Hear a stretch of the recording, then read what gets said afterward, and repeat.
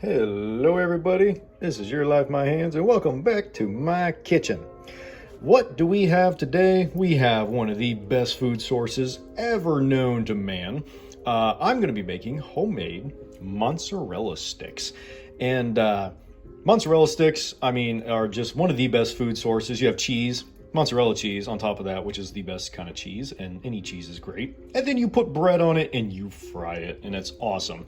I am a mozzarella stick connoisseur and expert myself, which means if there's mozzarella sticks as an appetizer, I'm going to order them. And personally, my favorite ones I've ever had from a restaurant come from a restaurant that's mainly native to Florida, and I think it's only in Florida. Actually, it is, and it's really only in South Florida.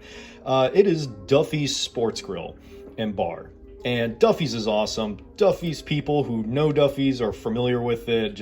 I love it. It's great. They probably have the best mozzarella sticks you can get.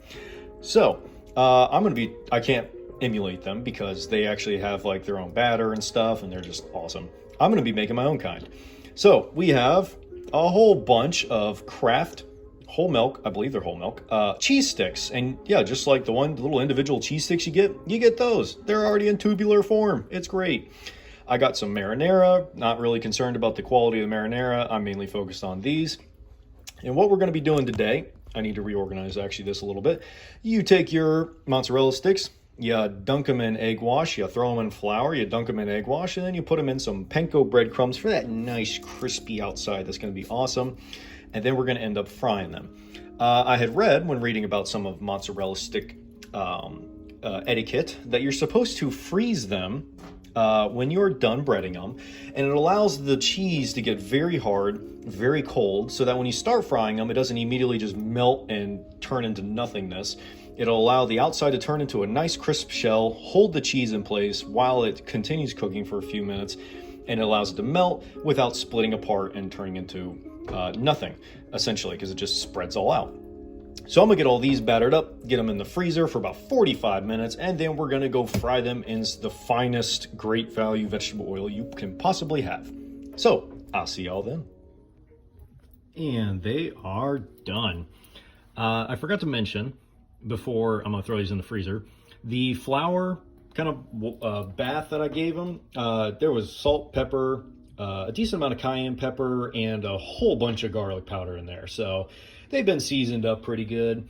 Do be careful when you're running these through the egg wash the second time. So you egg wash flour, back to the egg wash. Be careful when you're rolling those around that you don't start peeling off the flour coating. You can tell, and maybe not on this side, a couple of these, like that one right there, sometimes the flour kind of starts getting peeled away, so just be careful when you're rolling them around, but they're ready to go. I'm gonna throw them in the freezer for about 45 minutes, and they should be good to go after that. What do you think it's doing in there? Alrighty, so got my cheesy boys here slightly chilled out, and we're gonna get them tossed into this oil over here, which is now at about 350 degrees.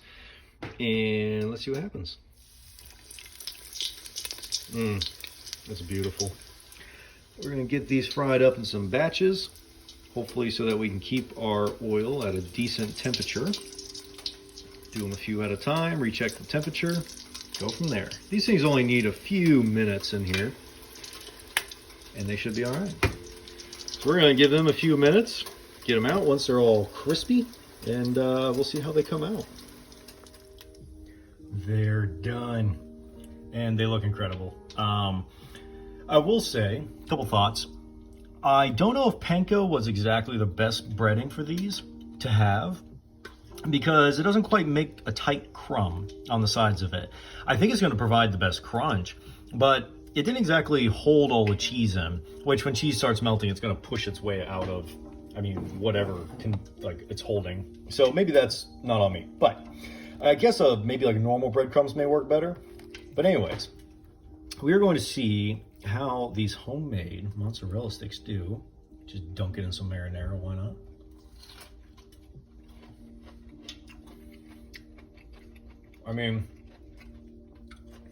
They're amazing.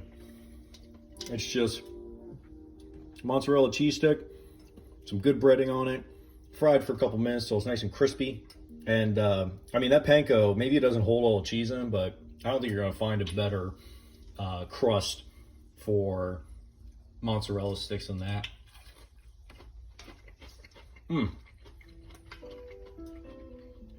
I may just eat all of these and suffer for it later. I'm not entirely convinced I'm not going to eat them all. Absolutely fantastic. I still got a bunch of oil in there. So I do have some chicken. I may fry up some chicken also, just to use up the oil for, you know, because it takes a whole lot of oil to fry anything. I don't exactly have a very good fryer for it, but these things are awesome. Super simple. I mean, it doesn't take much to make them, and they're so much better than anything you're going to get at a restaurant that was previously frozen. I mean, they're incredible. Go make yourself some mozzarella sticks. You deserve it. Talk to y'all later.